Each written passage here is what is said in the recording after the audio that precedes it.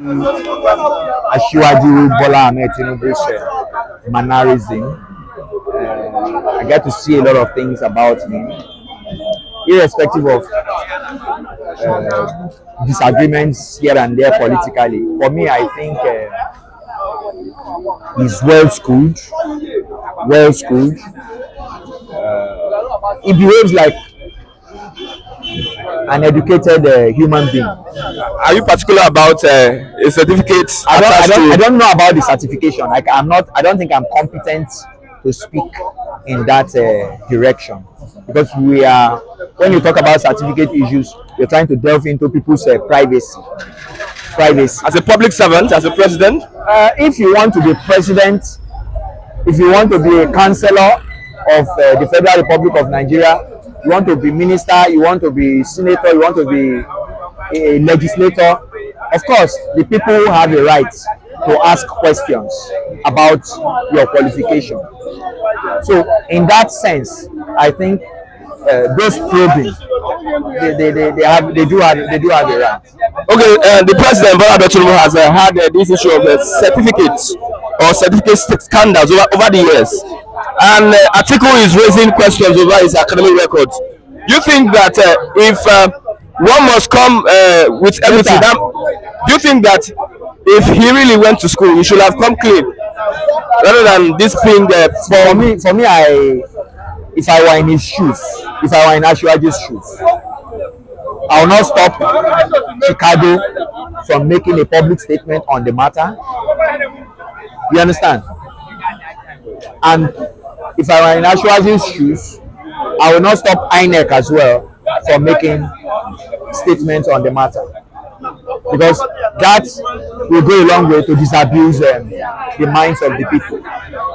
Do you think it's going to have an impact on the election or on the mandate of the president Bola Ahmed Tinubu as president? It's a question of legal semantics. Only the law, the way we people, the way we look at things, the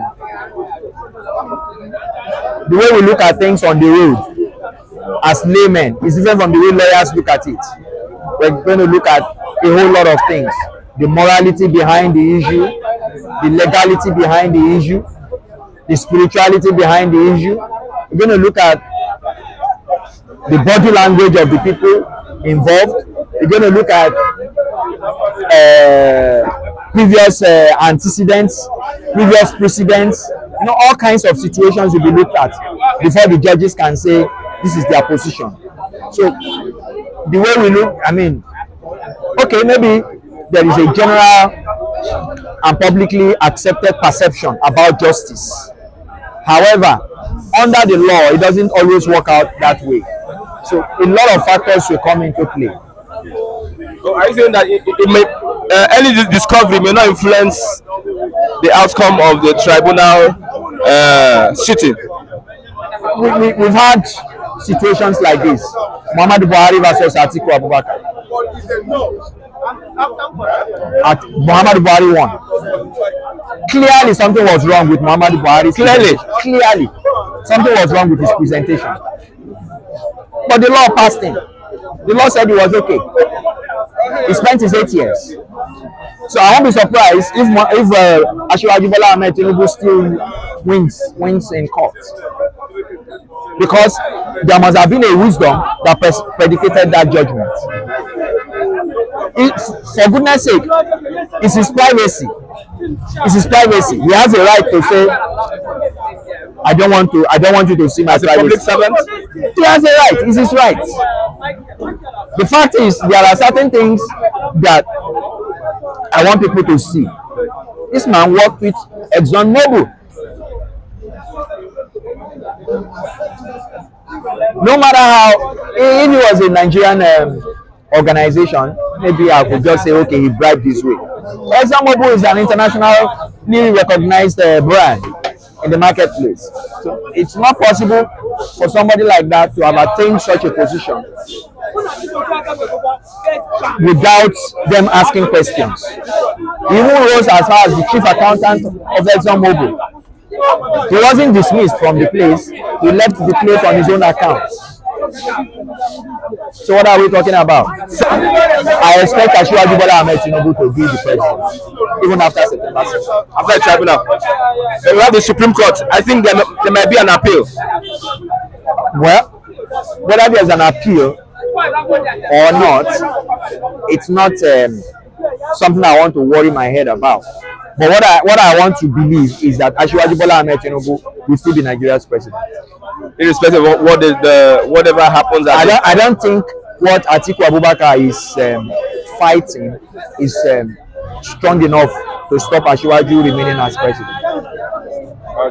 Okay. Thank you very much for your contribution. Good morning, my pastor. Good morning.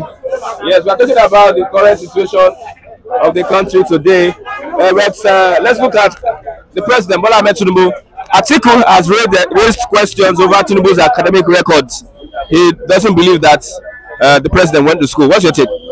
Well, you will not blame Atiku for that, because the way and manner Ahmed Bola Tinubu is handling his cabinet, how he's compromising, how he jumped in removing subsidy immediately, how he doesn't listen to the masses. A good president must listen to the masses because we establish the nation. The article believe that how come is this man educated? Does this man have a certificate that we can vouch for? So a layman will think about that. Why? Because we have to make sure that the school we pass through, we all go to school. We went to school for a purpose, and that purpose must tell on us. That is why Atiku is even raising alarm and say, how come is this man he has a good academic record? They should look into it. Fine, if they look into it, and at the end Ahmed Tinubu is a well-known graduate or he went to school, fine, but he has not proved to us that he has not proved to us that as an educated person this is how he is supposed to put it in order. I see Tinubu working with his own experience as a Lagos State governor and as a senator, working with that experience. So you are saying he's not fit for presidency? Look at old age will tell you, because medical doctors, scientists have let us know that if there's a particular age, in the age of 70, 75, 80, you will not reason in a young age, because the human cell is already getting weak. Human cell is already getting weak. He will not think reasonably. So you are saying that if he really went to school, he will not be taking decisions? I don't know if he went to school. It's no cup of tea. I don't know if he went to school. But then, if he go to school, he should rule well. Then, when he rule well, what he did will stick. Okay, the PDP Labour Party they are the tribunal, and the tribunal has set September 16th for the judgment on the case between them and the president, Bola Ahmed Tinubu. What do you expect from that judgment? Nigerians, I want to let you know that corruption is order of the day. Even the judiciary, they are corrupt. Then, how confident are we going to get in that September 16th that they will pass a true judgment? They will pass a true and fair judgment. Why? Because we need to know that if they pass a judgment, who will the judgment favor? Who will it favor? It will still favor APC, because APC are the one that politically they are approach the judiciary, and approach as a judicial magistrate, approach as a chief justice of Nigeria, for instance. Then you will not be the one to work against me. No, it's not possible. So you have given up on the judiciary? I've given up on the judiciary because I don't think they will give a true and fair judgment. Because right from 1960 independence, we have not gotten a true and fair judgment in the judiciary. But if paraventure, God touch them, it is God that will touch the heart of man, because the Bible says the heart of king is the heart of the Lord. If God touch them, they pass a true judgment, we will now know that democracy has come to stay. What if the president Bola Ahmed Tinubu is declared the winner? Do you think that would be a true judgment? If we declare a winner, we need to see evidence. They have to give a layman evidence to the masses and say, yes, this is the reason why they pass the judgment in favor of Ahmed Bola Tinubu. I am not against that man, but I am against corruption that is causing the problem here and there. Corruption in Nigeria is order of the day. A lot of 80% of the masses are complaining that Ahmed Bola Tinubu was not the winner of the presidential election. How did you do your statistics? Well, you see, statistics show when majority are saying Peter Obi won Abuja. He won Abuja, and by law, by constitution, they said Abuja, when you claim Abuja, you won Abuja, it has given you an edge, an advantage that you have won the election based on constitution. But what we are saying is this: we are yet to see get evidence of the vote yet to see the number of votes Ahmed Tinubu have finally. If it now happen that he did not win the election, then why is it that we are forcing ourselves to be there? Yeah, we forcing ourselves to be there. Allow the right man to be there, and let us see if Peter Obi is declared winner to be there, or Atiku. If it's not doing well, we raise alarm and say you are not doing well, you have to be. This is not time when you and I will close our mouth. All the general officers should rise up and stop and speak the truth.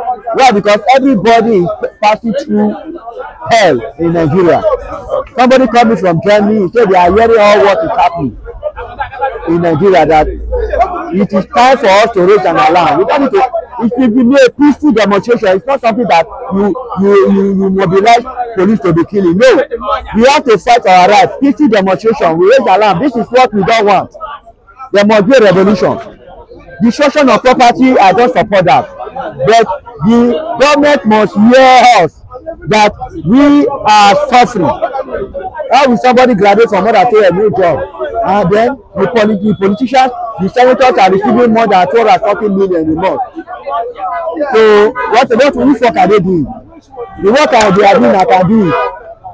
I can do newspaper allowance. What are they doing? Which newspaper allowance I give them 250,000 naira for newspaper allowance. So you cannot see that corruption number order of the day. If the federal government, let me tell you the truth, if federal government want to make things stable, want to make sure that the naira have value, want to make sure that we have stable economy. Why did Germany have the most stable economy in the world?